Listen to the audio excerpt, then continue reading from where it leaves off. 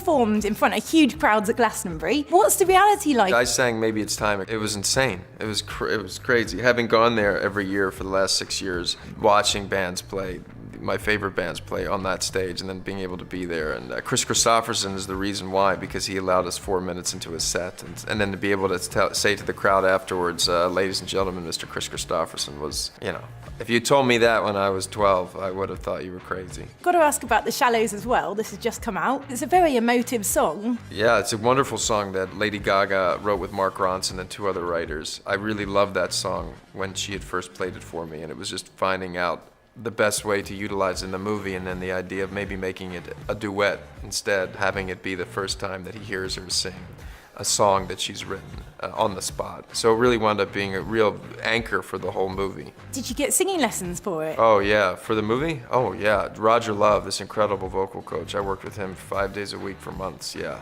Oh, absolutely. Lady Gaga's obviously an incredible singer. Did she give you any tips? The biggest thing that she offered me musically was encouraging me to follow whatever it is inside of me that would create Jackson, and that musically, and that was having somebody believe in you, like in the movie. I never thought I would be writing and arranging songs, and I think the only reason why I did is because she gave me the courage to do that. Did you do any karaoke together? Never. Any rap battles? Rap battles?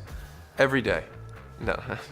You were in a sex scene and a bath scene with Lady Gaga. What's it like to direct that and be in it? I only know being in movies, so I found it very easy. I actually thought that I had an advantage of being on the field while also orchestrating the shooting and the storytelling. So I found it to be a real benefit and much easier rather than being on the sidelines. The bath scene, for example, are you directing, you know, off camera going, right, you sit here and I'll sit there, and then just going, okay, everyone pause, and then climbing into the bath? No, I'll do it while I'm doing the scene. Oh, so you're literally like in the bath going, can you?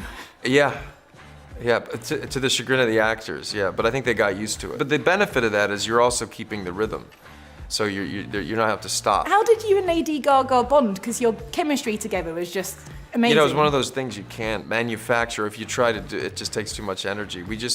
Maybe it's because we have similar backgrounds. I don't know. You can't really choose when that happens. We have a similar work ethic. Luckily, we were able to utilize all of it for our characters. What would you say is your funniest or most memorable moment from filming? We laughed a lot on the set. There are a lot of funny people on the set. Dave Chappelle and Andrew Dice Clay. We had 4 stand-up comics that played characters in the movie, so there was a lot of comedy. Yeah, there's a lot of laughing with the crew. I find that to be important to create an environment that everybody feels pretty open and safe, so there's always going to be laughing when that occurs. There was also a lot of times when there was no laughing, yeah. Was there any pranking that went on? I'm not a fan of pranking. Pranks, I never got that. When you have an experience that's life-changing, which this was for me, there's so many tokens of memories that I'll hold on to forever.